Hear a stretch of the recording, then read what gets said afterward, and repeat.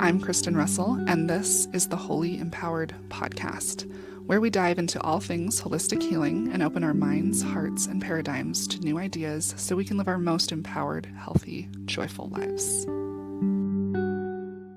Hey guys, so today we get to talk with Kyson Kidd, and Kyson is a men's coach. He is a musician. He does a lot of cool things, but today we're probably going to be talking mostly about his work that he does with men on getting rid of unwanted porn habits. So, Kyson, do you want to tell us a little bit more about you, what got you started in this, what you do? Yeah, totally. I'll give you a little summary, and you can let me know what other questions you have. Basically, like many men, I even want to say most men, I got pulled into pornography as a little kid, just kind of stumbled on it. Then you've got, different experiences where friends will bring it up or, all kinds of different things. And so it's a trap that I fell into pretty young, maybe like age 8 or 9 is when it first started. And then from there, you know, more heavily into my teens. And I I feel like the classic, I come from a Christian background, Church of Jesus Christ of Latter-day Saints. And so, you know, you've got like family patterns, you got social patterns and culture, and then you've got like church culture there. And so I did what most people would do in that culture, which was like you just try not to, like willpower your way through it, like stop, tell yourself how bad it is or how bad you are, or you know there's like all these ideas, right? Like sing a song, sing a hymn, or read the scriptures, or pray, or like go try to do exercise. Or my personal favorite was, I'm kind of being sarcastic, but it was like think of have a picture of your family, and think of a picture of your family and how much they would be hurt if they knew what you were doing. And so a lot of that stuff was like pretty shame, a lot of shame, for at least the way I interpreted it was like just shame yourself so bad that you stop. And it would work for like a week or a month or 6 months or even a year at one point, and then you just fall back in because nothing had changed. And so later on, when I was about 25, 26, I had some good friends. It was like back to back. I feel like God just brought me people to ask me really hard questions. Like I had a friend that was like, Kyson, you ever considered that you might deal with a lot of shame? I was like, what is that? I've heard that word, but I don't think I have that. And then, I started having these like kind of awakenings of like, oh dude, I do have some issues going on. And I ended up getting into like yoga a little bit, and then into the world of energy work and coaching and like Eastern philosophy. And essentially, it all leads to this moment of asking this question of what's beneath my pornography habit, what's underneath my shame, what's underneath, whatever it is, what's underneath my anxiety around dating and friendship and connecting with people. And so, I'd say like there's all these different modalities or different tactics and things that you can go to, but I'd say the most core thing that I've found in my whole journey is all based on this question of what is beneath it, what's down in the roots. If you picture a tree, instead of what's in the branches, like, right, like what's the fruit coming from it, what's actually deep beneath the surface in the roots. And so as I started asking that question, we can go into detail more later here, but just like from there, I started asking that question. I started realizing that as I worked it in the roots or with the deeper issues, I actually started to feel freedom. Instead of just like, I have to fight my way through it, I started to feel the temptation from pornography disappear. Or, like I remember the first time it literally disappeared all the way. I was like, what the heck? Like, it's the first time in my life where I'm not feeling tempted. And it was 3 months of freedom. And I thought maybe that was going to be it. And then as temptation came back up, basically what I learned is that just means there's something else deep in the roots to address or to heal. And so I started working through things for myself.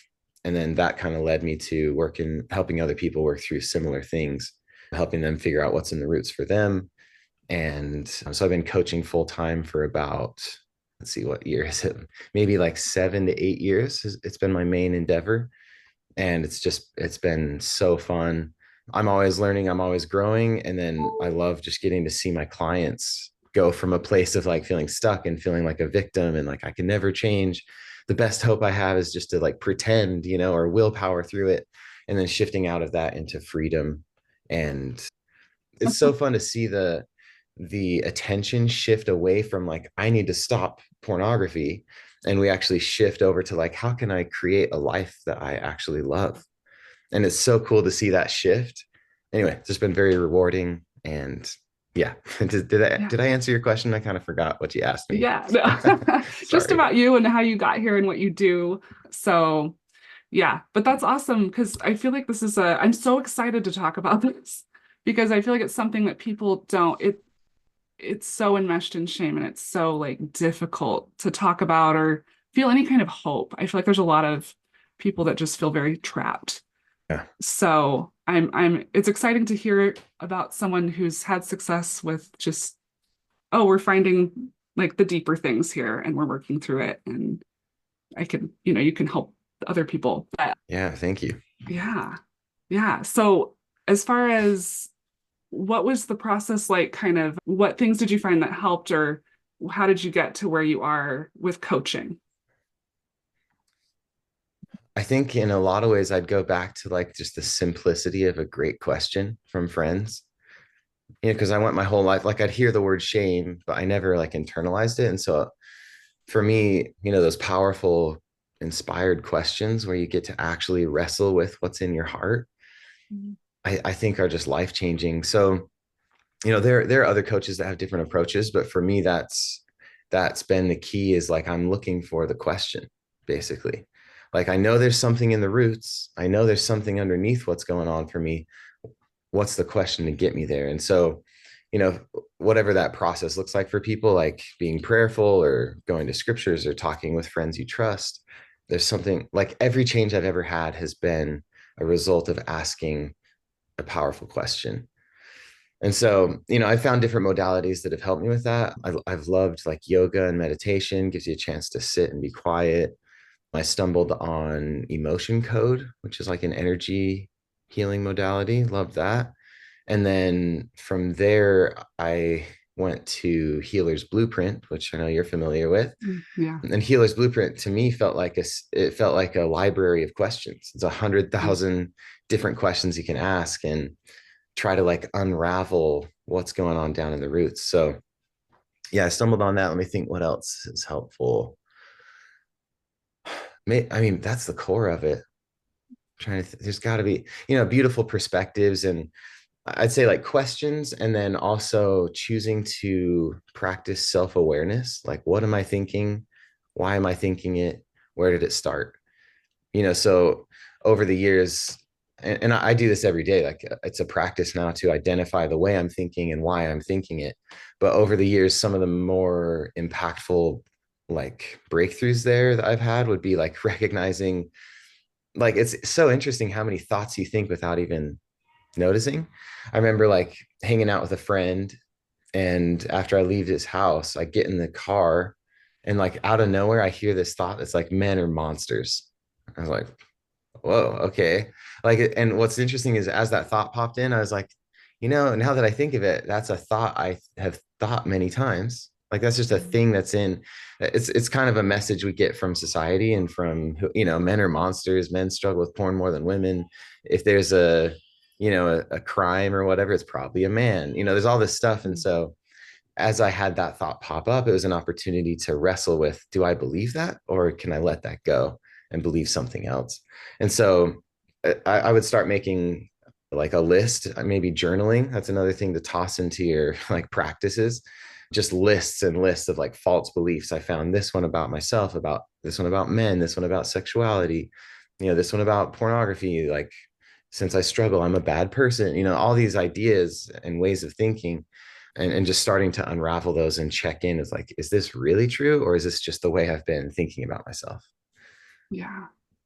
And so I know you do group coaching and individual coaching. Can you tell us a little bit about what those look like? Like, what does a session look like? Or, you know, Yeah. Yeah. Lately, I have been leaning more towards individual. Like, I'm not opposed to group, but when I've done group stuff and it's fun for like general teaching, I think. But as far as the getting to the deep roots, I feel like that's where individual is awesome. So yeah, for me, I typically start like I give people a free consultation anytime someone is interested in talking with me. Then we get a feel for like how self-aware are you, how much work, what have you tried that's not working. So I try to get a feel for where people are at. And then from there, really, I honestly feel like my first goal is like, I want to get you like 2 to 3 questions that you've never, ever asked about yourself. That feeling of like, whoa, I have never thought of this. And so that's essentially the goal of my sessions. That's like the very simplistic way to say it. Yeah, it's mostly just a lot of questions and a lot of like I'll ask questions about how you show up in relationships. How do you feel about how's your self-love doing? Like a lot of self-evaluation. The cool thing that I find is that pornography is not an isolated problem. Like most guys who struggle with it will tend to think that way. I remember thinking to myself often, I'd be like, oh, porn is the only thing I really struggle with. Other than that, I'm like almost perfect, which is like so funny that I would talk to myself that way. And then as I learned, I was like, oh gosh, I've got so much stuff. I've got a lot of things I'm doing that are weird. But basically, what's cool is if you have the right questions and the right perspective, basically everything you're doing will teach you why you're turning to porn. Let's see if I can make sense of that. Like the way you show up in relationships will teach you about the way you're showing up, why you're escaping to porn. The way you eat food, whether it's like super indulgent or like, oh, there's never enough, or scarcity, right? There's like, I'm afraid there won't be enough food for everybody, so I sacrifice it and give everyone else food first. Like all the things you're doing can teach you about what's going on inside. And then we can kind of take that and look at like, oh, is that also why you turn to porn?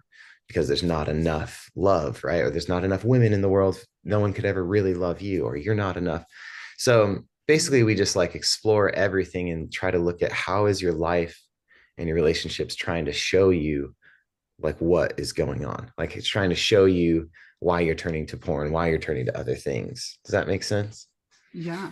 Yeah. I think that's really fascinating. Like I'm already like, now I'm like thinking about, I don't know, just like other things. Like it's like I feel like this would probably apply across the board to not just porn, it's like Yeah, probably all kinds of things. But totally. yeah, it's really that's cool. And what's the main demographic you're working with? It sounds like it's probably Mostly Christian. men, mostly Uh-huh. Christian, but I do for sure work with people with different beliefs. Yeah, I'm very like I'm a coach, right? I'm not a therapist, so I have a little more like flexibility in some ways. And then as a coach, like I try really hard. I don't put my morals on people, my values. It's like you need to think this way. It's more about figuring out where you're at and what you want to create, and I help you step there. So yeah, I do a lot. I'd say mostly married men, but I've worked with teens occasionally. I've worked with single men, and then I mean, it's worth throwing out there. Like I work basically I just try to work with whoever I feel called to work with, right? So if someone's listening and they're like, "Oh, I'm not sure," that's why there's that free consultation. Like, just come hang out with me. So yeah, Yeah. Do you exclusively work with men? Or have you ever worked with women? I don't work with a lot of women who struggle with pornography. That's occasional, but I definitely work with women on other subjects, kind of applying the same principle, right? Like, oh, you're struggling with this. What's in the roots beneath it for you? I'll help you resolve it. So yeah, I totally work with women as well. Oh, cool.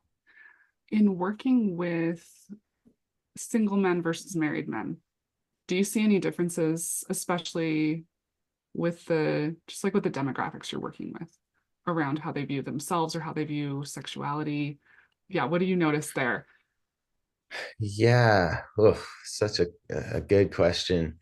I think for single men, I don't know, like it definitely depends on the person and their background, but for single men that come from like a church background, typically there's a lot of fear around sexuality.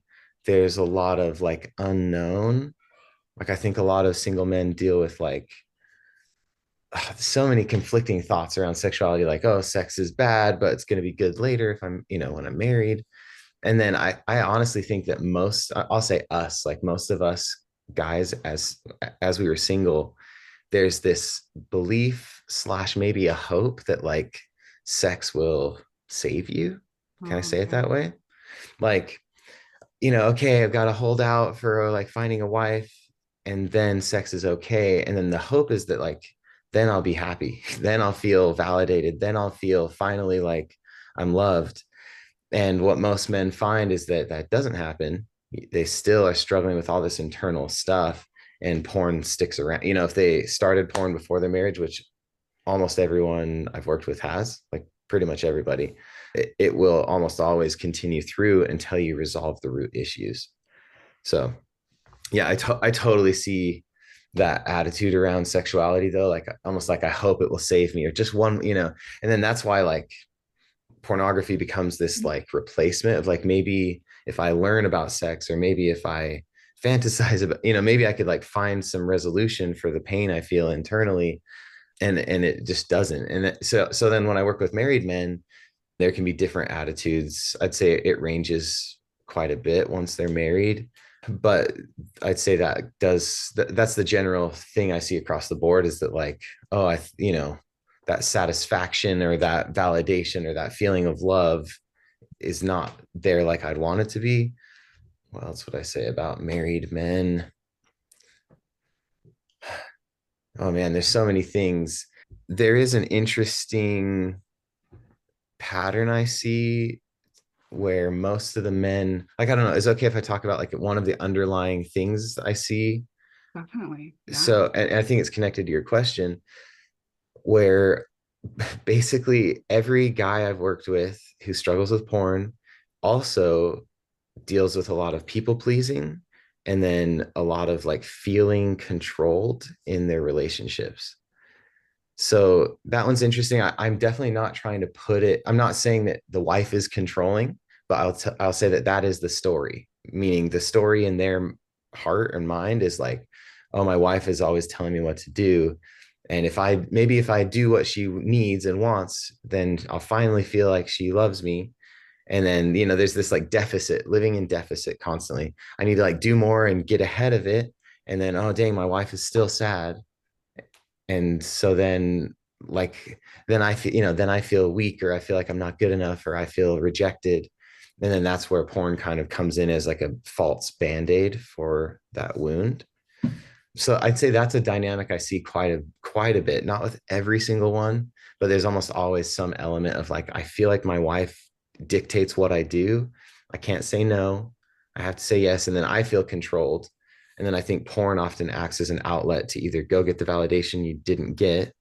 I'm not saying the women are supposed to make you feel validated, but that's like the way it feels is like, oh, she's not, I don't feel fully validated by her. So then I got to go over here. Or it could be like, oh, I feel so controlled. Let me go lash out and act in a place where I can be in control. And it's not necessarily conscious, but that's like a lot of times when people say, hey, I'm struggling with porn, one of my first questions is like, who do you feel controlled by? And it's usually like, oh, everybody, my whole life. But it's especially women, unfortunately. That's So so yeah, I know. interesting. I'll pause there. You can throw me Yeah. follow-up questions on that if you have them. Yeah. I feel like there's so many like different things that I want to talk about and that you have to talk about. And I'm just like, oh my gosh, where do we even? But I definitely want to talk about the patterns that you see. But I don't know if there are like a lot more that we can talk about with that. But also, I guess with the like married versus single, I think a lot of my audience is like a Christian or just like religious group. And Mm-hmm. do you feel like these men have a healthy view of sexuality? Do you feel like it's because I feel like sometimes we're taught to respect sex and we're taught to, we want to be like hold it as sacred, and then it can get a little muddy where it's like, well, we're making all these extreme, like I don't want to, no, I can't think about it, or I can't, and it gets very, we get wrapped up in this story of if I do XYZ things, then I'm I'm bad, you know. Yeah. Do you see that a lot? Like with especially single men, I guess, where it's like it gets warped. like Yes, for sure. all of their views around sexuality. Yeah, absolutely. Yeah, I think okay, an interesting illustration of your question is like, okay, most people think this way, right? Like thinking about sex is bad or lustful, right? Like that, I shouldn't think about sex. But then what if you're married and you're thinking about like sex with your spouse, right? Like, oh, I'm thinking about a fun way we could be creative together. I'm thinking about connecting with my wife. Like, is that wrong? And for me, I felt like I had to work through some stuff. Like, wait, I think that's actually awesome. I think that'd be awesome if I'm thinking about connecting with my wife in that way. So that's an interesting one to overcome. And then I think a really difficult question that I still do not have the answer to is like, what is the appropriate exploration of sex before marriage? As far as like, how much is it okay for me to understand? If I feel really curious about it, how much learning could I do before I'm crossing a line? How much understanding, how much like, because I don't think the answer is to not explore it at all. I think it sounds very suppressy, right? Suppress it all down. I mean, we are built, sexuality is part of the way we're built. So yeah, I'd say that's something I'm still searching out. That perhaps that's one of the reasons I still work a lot with married men, where I'm like, I'm not totally sure how to address the like, what do you do now if you're single? But I do think that, as people kind of approach their higher power with that question, I think some really powerful learning can show up. Yeah. Because yeah, I mean, for me, I feel like it was kind of like, let's say like before marriage and then after marriage thoughts. It was kind of news to me that like, oh, like sex can be fun, creative, laughing, connecting. It's like weird to think that I'd almost be like, oh, it's supposed to be serious. Like, what is that? Or like there's a lot of other things to wrestle with. Like, what does it mean to be romantic? Or how do I want to be romantic or not? And so I do think that sometimes the fear around sexuality before marriage, it can really fuel pornography because it feels like the only way to learn about it. Whereas I think if we had really open conversations with people that we trust, I think we could really, I mean, I think we could really just change the cultural understanding. I don't know. I've got a few people like in my journey that have helped me change my perspective on sex and just like the way I think about it, man, I'm so grateful for them saying things that would typically be seen as way awkward. Like, I can't believe you said that. And then I'm so grateful for the things they've said, just like, anyway, I don't know if that answers your question, or do you have thoughts on that as well? Yeah, just I guess just like this question of like what is healthy sexuality, right? And that's hard. It's tricky when you're trying to abstain before, you're trying to stay away from it before marriage or whatever your values are before you're in a serious relationship or whatever it is. But yeah, just kind of like what is that? But it's tricky. It's tricky. I feel like what you were saying about going to your higher power with it is probably good advice, but I feel like a lot of like you were saying, it's hard to know where the line is with getting educated and thinking about it and it kind of embracing it a little bit. It's a tricky subject. I have a similar Yeah. feeling actually, like for those that are into like energy work, right? Like to me, the energy of this question feels super blocked. Like I feel Mm, like I'm trying to step into a room and I hope it would be like open and like I could explore, but instead it feels like I'm walking into like curtains. It just feels like, oh, it's really hard to even ask this question, mm, which I don't know if this feels like a good direction, but like my gut feeling is like, oh, I want to ask a question, a new question about this. Can we yeah. try to find one? Yeah. Like, I don't know, like for starters, let me set a thought here and see if this brings a question because I do think it's important to delineate. Let's see. There's something about, let me see if this works. Like this is just going on faith, right? There's this thought that's popping up. Like I think there's an interesting the concept of lust, I think is really hard to pin down. Some people you would, if you were to ask, like, oh, is there a place for lust in marriage? And I think some people are like, depending on your definition of lust, some people are like, oh yeah, for sure, that's like the place where it's welcome. but I've been kind of like splitting hairs here and like trying to divide like what is lust versus what is like what if lust is different than like sexual desire or sex drive or things like that or sexual pleasure. Let's see. Oh, I can feel this connecting to something. So let me try this for fun. This is my personal definition of lust.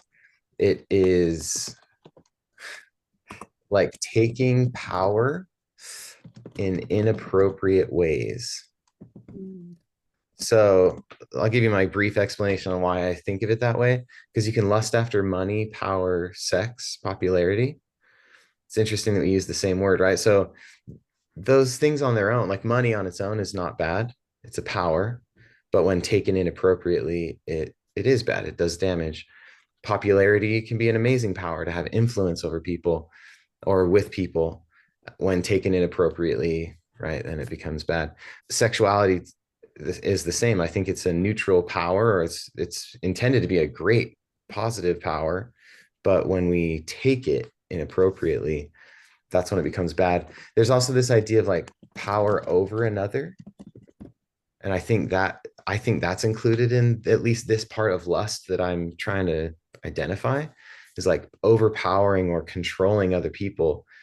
And so let's see. I, am I going in an okay direction? I have like one more thought to Yeah. connect that I think will bring us somewhere. Yeah. So then I would ask, if I'm feeling lustful in any of those ways, like I want to have power over or I want to take power inappropriately, usually it starts with a fear that I am weak, right? Because otherwise, if I was totally confident in my actual power, I wouldn't be like desperate to get more or to get power over somebody else.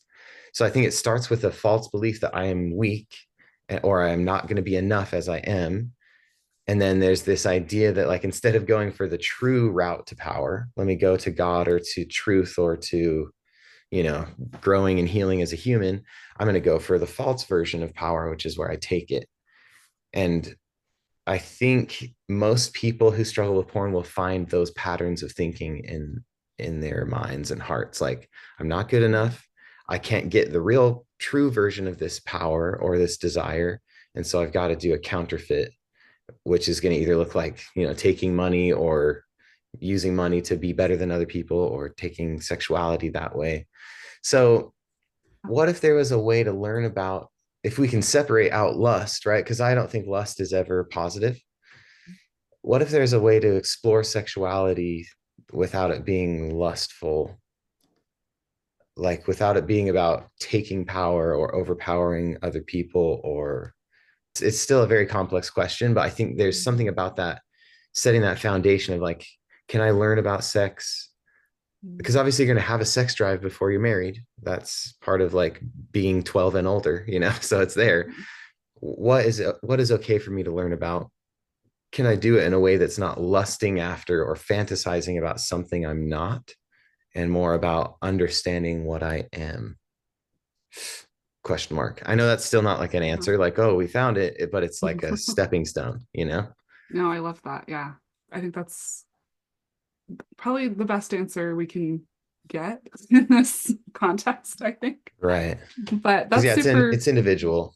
Everyone's got yeah. to explore that. I was gonna say that's probably something you have to just talk with your clients about and kind of figure out, you know, on your own. But I think it's valuable to discuss in this format, just just to get people thinking about it, I guess, because Yeah, it is tricky. It's very tricky. it is. If you're down, I have a thought that kind of connects. You talked about shame earlier. Can Yeah. I bridge this to another thing? Yeah, I was gonna say I would love to discuss shame because I feel like that's the big thing that people it used to just be very like you were saying earlier, like you just have to stop doing it. And then people realize shame's a big factor in keeping it as a cycle, like a shame cycle. Yeah. So I'd love to talk about that and just any other things, any other players in what perpetuates it. But if that's where you're wanting to go, but Yeah, totally. I honestly think that will shame does way more damage than pornography will ever do. That's a scary thing to say. as an example, people stumble on pornography by accident. Most kids are getting exposed at like age 12 is the average, 12 or younger. So like, do we really need to add shame to what's usually an accidental experience? And I think this plays into our conversation about like healthy sexuality before marriage, right? It's like if we feel shameful about it, it's really hard to know like what am I allowed to think about? If I feel natural curiosity, what's okay for me to explore or consider. I want to share an experience just to give people something to wrestle with around this. So the first time, and this is a very common, I've heard this from many of my clients, but the first time I like talked to a church leader about this, where I was like, hey, I've been struggling with porn. And oh gosh, I better be careful here. This is not at all to like, I'm not trying to criticize like church or anything. I'm more like criticizing a false belief that keeps getting repeated. Because yeah, I had a bishop ask me, he's like, okay, so are you also masturbating? I was like, yeah. And he's like, okay, well, here's the breakdown he gave me. He's like, so adultery, there's like a scripture out there that's like adultery is next to murder. So big deal. I was like 15, I think, 15, 16. Adultery is next to murder. And if you're looking at porn and masturbating, you're essentially like pretending to commit adultery. So Thanks. yeah, you know, and that's like all the explanation I got basically. That's all I remember from that first visit is like, whoa, I'm like walking close to murder, I guess, is pretty serious. And then the other thing that this gets tossed around all the time for young men in church settings is I've heard this in Christian, yeah, all kinds of places where like they'll say, okay, there's a study or there's this guy who is like interviewing all the psychopaths in the world. And the number one commonality between all of them is it starts with porn. And like, okay, cool. That might be true. You know, there's all kinds of things you could say about that. But for a little kid, I'm being totally serious. That is the most common teaching I hear from all my clients is that they get told that how serious it is, that it's basically getting close to adultery and murder. And that also psychopaths are pretty, porn is where it starts. And so you got these little teenage kids that are like, wait, I'm that bad. Like I'm literally that bad. So I think that's a pretty intense example of shame being the motivator. Whereas here are some other statements that I believe are also true that are way more empowering. Like, from my religious or spiritual belief perspective, I believe that we were spirits before this life and we came here and got bodies. And so a way to say that is like this is our first time experiencing sexuality in a body like this. This is like a new thing. It's a new experience, a new sensation, a new whatever. And so I think God is very understanding of us not getting it right the first time or the first 100 times. I think of the beautiful story in the New Testament where the woman who's caught in adultery is brought to Jesus, and he wasn't like, oh, did you know adultery is next to murder? Like you almost murdered there. And maybe he did say that and it's just not written, I don't know. But what we have written is he says, go thy way and sin no more.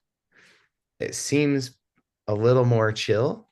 Another interesting point is that the first, I could be mistaken on this, but I've heard that I need to maybe like double research this.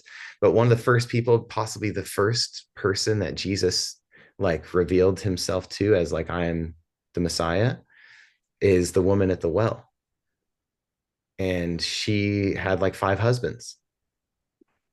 Isn't that so? He asked her that question, right? Like, where are your, well, I don't know how he says it, like you got all these husbands, so that's adultery. And he also is just like teaching her with love. I think that's so beautiful. And so I think we need to practice more of that. I think what we have is a lot of parents who are super afraid about sex as well. And so they're trying to teach the children the way they are talking to themselves, which is, I better not mess up. I'd be a terrible person if I did. So let me teach my kids that way. And that's why it comes through so shamefully. Yeah. Yeah. Yeah. Well, it seems like from what I've heard from people I've dated or, whatever, it starts out so just innocent, and then they end up shame cycling, and then it does become a problem. It's really heartbreaking because it's so unnecessary. It's like we're just like you said, we're just figuring it out. And it seems like if we could, yeah, change the messaging around that a little bit in our cultures and society in general, to where I mean, there's a balance, obviously. It is something that's special, and you want to do it in a healthy way. But yeah, it's if we could kind of figure out how to teach that in a way that's more accepting, and like this is just our physical like experience, and it's okay. Yeah. Yeah, Yeah. I agree. We need it. I think sex is very special. And I also understand that porn does bring about a lot of hurt and harm to family. Like, so I don't want to diminish that at all. Um, But again, I still think with all the harm and hurt that porn has done, I still think the shame of other people has done the shame of this from yourself and from others has done way more damage. Because that's another thing to understand for, you know, I know there's a lot of people that get fired up about this stuff, which I think is appropriate. It's big. Something that is, I think, important to remember, I guess, is like for a lot of women who like will maybe discover their husband using pornography, like that's obviously super difficult, very painful, especially when it was hidden, right? Like they didn't, this is not a problem they talked about before. I think what I think is important is to give both partners like a full space to feel through all the stuff. For some partners, it's like for some women, they're like, "Oh, I had no idea you were struggling with that. How can I support you? Like this is hard, but you obviously are going through stuff. Let's figure it out together." Other women are like, "Get out of my house." I'm like, I'll divorce you if you ever do that again. And both are understandable. I do think an important perspective is again that most of these men started receiving really messed up messages about sex by the time they were like 8 to 10 years old. They honestly, that is the way most kids are thinking, or many kids are thinking, is that's like, if I'm a guy, then getting a girl is the thing that makes me have worth. If I'm a guy, then a girl wanting to have sex with me is like the sign that I'm worth something, right? So there's all these messages that start, and then if you stumble on pornography, there's like the shame, there's the twisted, seeing women show themselves that way. That's like there's so many interesting things. It's such a complex issue, and I think what it does is it locks when you see that stuff as a kid, and when you start, especially with the shame, it locks your child self up. Like you get locked in this world where sex is the only thing that can save you, and sex is also the thing that's destroying you. And so I think a lot of the men that get into that are very immature. Part of them is very immature emotionally. And I'm talking about myself. Like I was like 26, right? And I was like, shame? What is shame? Like, isn't that's crazy? 26. And it's because I had locked up my 12-year-old self trying to like not look at porn, but still struggling with porn. And so, anyway, in a lot of ways, like you've got a little kid who's been hiding themselves for many years before a marriage.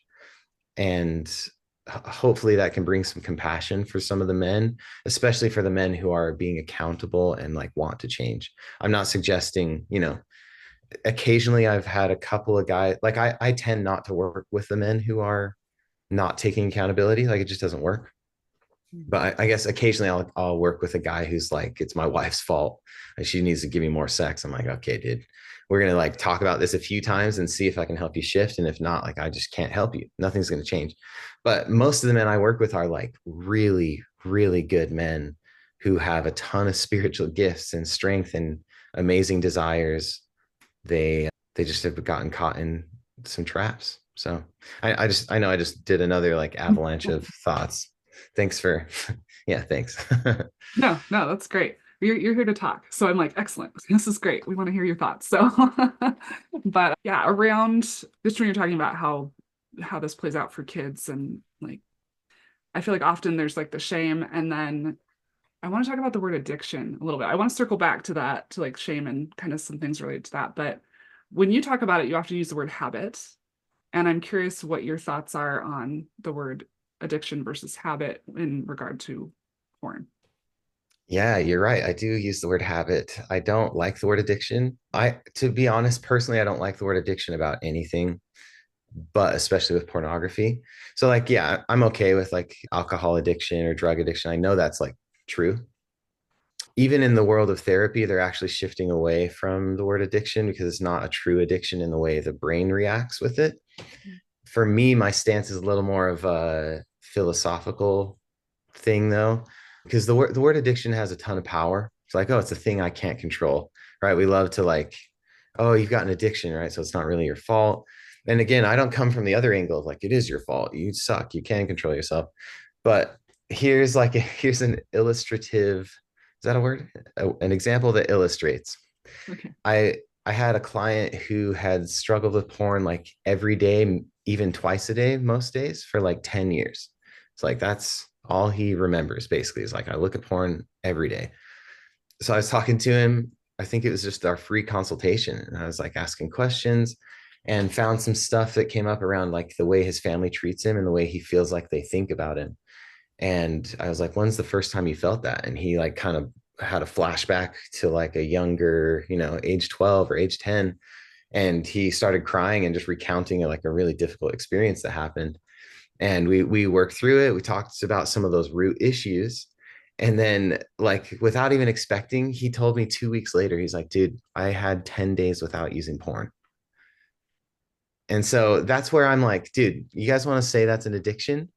But here's the thing, he had one breakthrough and he got 10 free days. He wasn't like even trying that hard.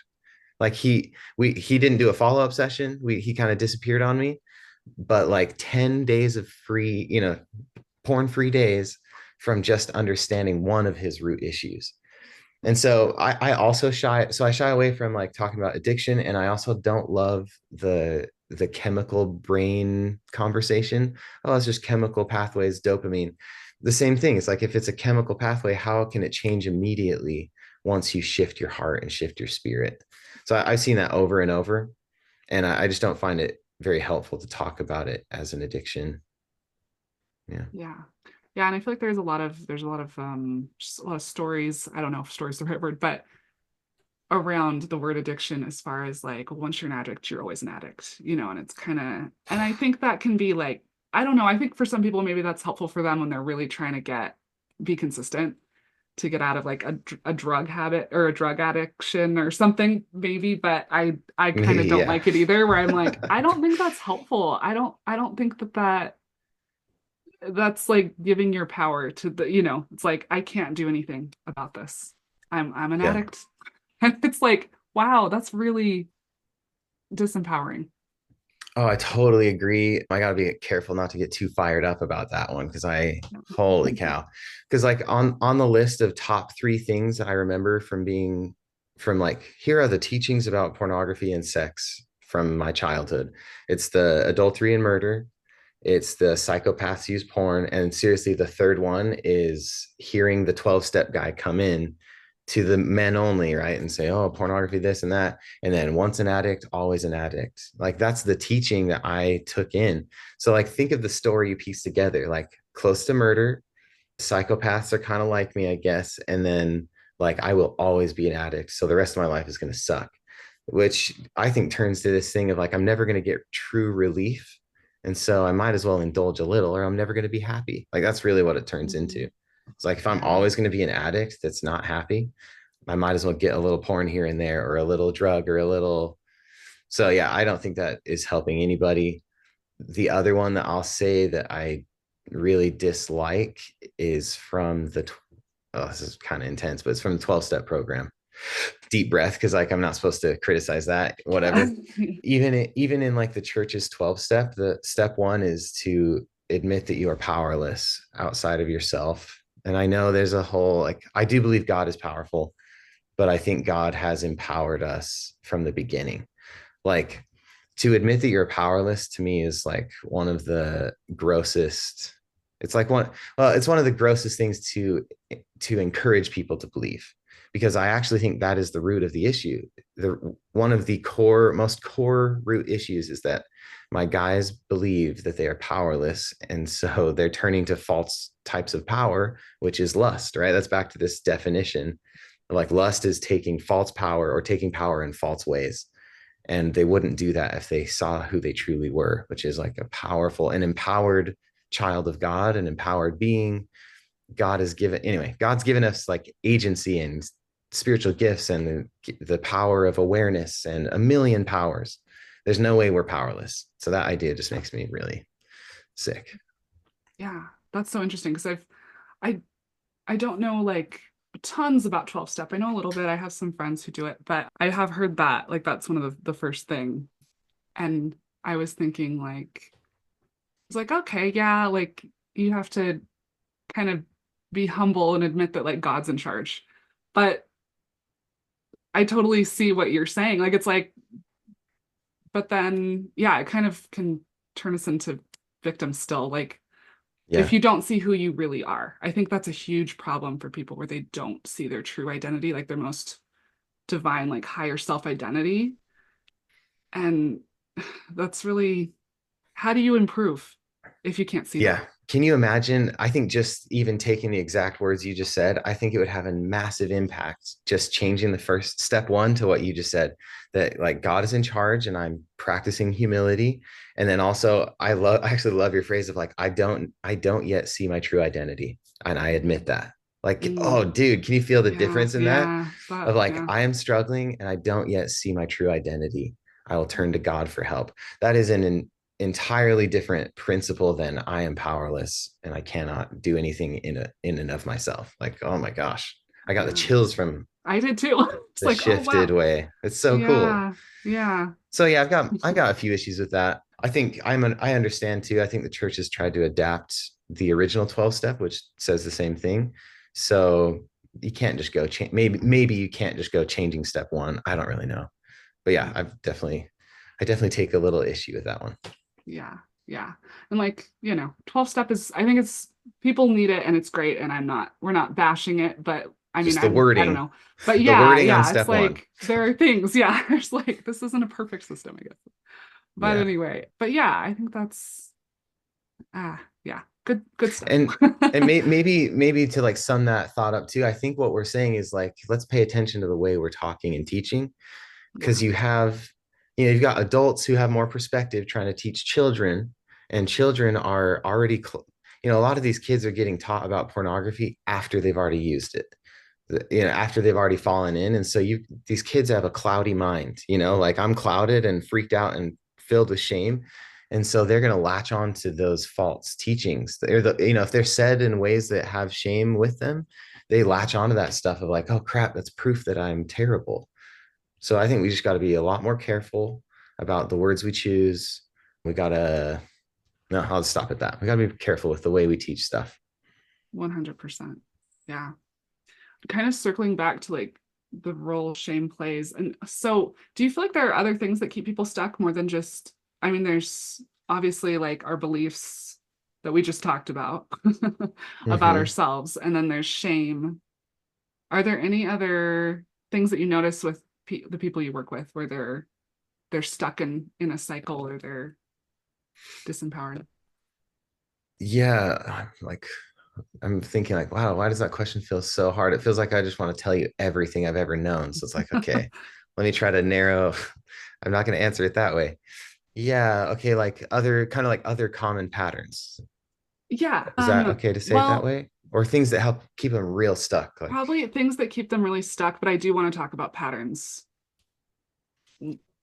mhm. Too many things to talk Okay. about. No, it's great. I think in some ways that's a similar question, but I like your pointed, like, okay, things that keep them stuck. The other Well, one, yeah, go ahead. because I guess I'm thinking of people, I guess I'm considering people who are listening to this who feel very stuck right now. And I want to help them identify some things and kind of help them realize, like, oh, this is normal, or this is something you can resolve, if that makes Yeah, sense. it does. Yeah, let me like take a deep breath and just Yeah. try to feel which one of the things. Yeah, I'll share this thought. I think okay, I think that one of the other core things that keeps people stuck is the attitude that, man, there's a lot of ways to say this. Basically, like believing you have to earn what you receive. And there's a whole bunch of like surrounding pattern habits right here where it's like if you're not sure if you feel like you have to earn things, here would be like the signs that you do, or the signs that you believe you have to earn everything you receive would be that you like compare yourself to others a lot. There's a lot of like scorekeeping. There's usually a feeling of like I'm either above or below other people. I mean, oh, like I'm better than that person, but I'm worse than that person.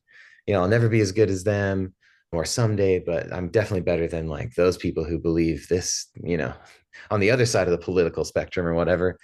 And another thing I see a lot with that is like, especially I'll talk about Christian pattern, if that's okay, is there's kind of this idea of like, a lot of people feel they'll say like, oh, of course I believe in God, or I believe in Jesus, I believe he can help me, I believe he helps other people, but it's like I'm afraid he won't help me until I fix myself to a certain degree. And so there's almost this like the help is like suspended above them, like I know it's right up there, I'm not ready for it yet because I haven't like done this and done that and stopped making this mistake.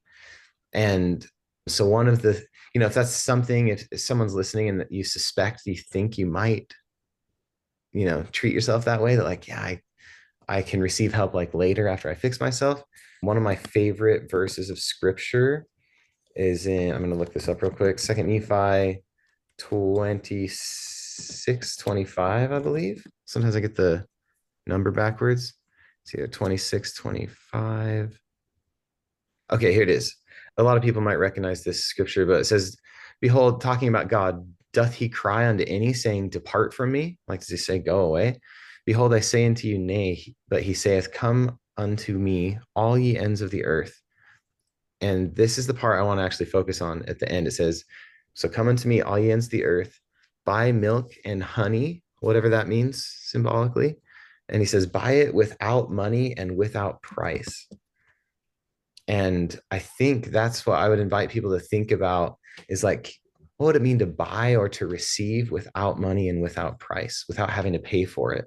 Because I think that's actually the situation we're in, is that for those that believe in Jesus, right? Like Jesus has paid for it. God has provided, or your higher power has provided a whole earth experience here. It's already paid for. But if you're not receiving it, then you can't receive it. It's like I'm like being a little bit whatever there, but like if you aren't willing to receive the healing, then the healing cannot force itself on you. And so I would invite people to practice, like if you feel stuck in pornography, I'd say there's 100% chance you're trying to earn everything. Oh, like I don't want that until I earn it. I don't want love until I earn it. I don't want connection or approval or validation until I earn it. I don't want God's miracles until I earn them. And that takes some time to unravel. I still feel bits of that pop up sometimes. I'm like, oh, I don't deserve that, whatever. But I'm actively practicing, just literally like opening my arms and saying, cool, yes, I will receive the healing that's available to me. I'll receive the love from my wife that's available to me. And what's crazy is, because I used to be in a real mentality of like, oh, I've got to do more and earn more so that my wife will love me. Turns out, as I chilled out and like let go of some of those fears, what I found is a wife that loves me a lot already, even when I make mistakes and do things that are stupid or whatever. And so, yeah, no, does that make sense? I think that's the way to get out of Yeah. being stuck, is to just start receiving good things. Yeah. Allow yourself to receive. Yeah. Yeah. Everything you're saying, I'm like, this is it's worthiness, right? Like it's like feeling like you're worthy. And I think that's a big one of those words, we get hung up Yeah. on. Yes. But yeah, Yeah, I'm not sure why, but I've noticed the more I've healed, the less I think about that word, worthiness, the yeah. less I use the word. I think in Because terms of worthiness, yeah. yeah, like obviously I'm down for, like, I'm trying to think of alternative words that feel good. I'm down for like righteousness. I'm down for seeking truth in God and Christ and humility, virtue. I'm down for all of that. Yeah, but the word worthy has gotten, it's like a little package that we've stuffed a lot of stuff in there that isn't necessarily true, I think. Yeah. Yeah, I like that I don't think I always associate receiving, even though it's very obvious when you say it out loud, but I don't always think of like, oh, just allow yourself to receive.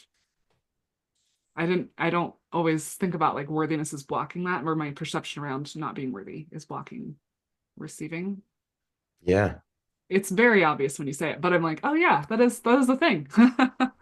Yeah, absolutely. But Yeah, that's super interesting. It yeah. another way to or another thought that's right next to this is that, let's see, like, okay, for those that maybe aren't Christian, this is a cool way to think of it. And for those that are, if you were to like rewind and ask me, like, okay, what's a thing that gets people stuck or keeps them stuck? Here's an easier, simpler way to say that whole thing is when people are outsourcing for everything. So what I mean is like outsourcing to other people for validation that they're good. Like, oh, I won't feel good until like my mom tells me I'm good, or my wife tells me I'm good, or society tells me I'm good. Outsourcing for like, what's your definition of success, right? How much money, how much time should I spend working every day? How much suffering do I need to do every day to feel like a good person, right? So there's all this outsourcing and going like, what do they think? And what do they think? And what do they think? Outsourcing for love, outsourcing for feeling appreciated, all that. Because what it usually leads to is, oh, well, I need to go work hard then to receive it, right? I need to work hard so that they'll give me the validation. I think the truer way is like to internalize and to go with God and say, can you help me create appreciation within myself? Can you help me create love within myself? So yeah, like instead of outsourcing, kind of bring it in and say, I'm okay. I'm okay to be where I'm at right now, and just like start to receive and to create that validation within myself. It's okay to appreciate myself. It's crazy that a few years ago or something, that would have felt kind of like a scary thought. Like, yeah, are you allowed to talk that way? But now I'm like, dude, of course I appreciate myself. I got a ton of awesome things and gifts. And guess what? Every single person I've ever met that I've been able to like get to know also is an amazing person and has incredible things to appreciate. And I think we're pretty stuck in going the opposite way. Like, we're pretty stuck in this thought of like, oh, we're not worthy, we're not good enough, we're a bunch of losers, we're sinners, we're terrible. It's like, well, that's one way to spin it if you want. But yeah, I don't see Jesus going, hey, everyone, make sure you remind yourselves often that you are sinners. I see him saying the opposite. He says, know ye not that ye are gods. One of the scariest scriptures in the whole, in anywhere, is him saying that with no explanation. Yeah. That's So powerful though. Like, because we don't think that way. So it's important to, yeah, consider that. yeah. So we just finished part one. There is a part two, and highly recommend you head on over and listen to part two because in that second half, Kyson talks about how to apply everything he's been talking about to your life right now. And it's great because it's kind of a crash course in how to get started on your own, but it also applies to everybody. Like maybe porn is your main issue that you want to work through, maybe it's some other behavior or habit you want to change, but it's really applicable and highly recommend you finish the episode and continue on. Thank you so much for listening. If you are enjoying Holy Empowered, share it with that friend or on your socials. You can also hit the follow button if you want to keep up with the latest episodes. Until next time, stay empowered.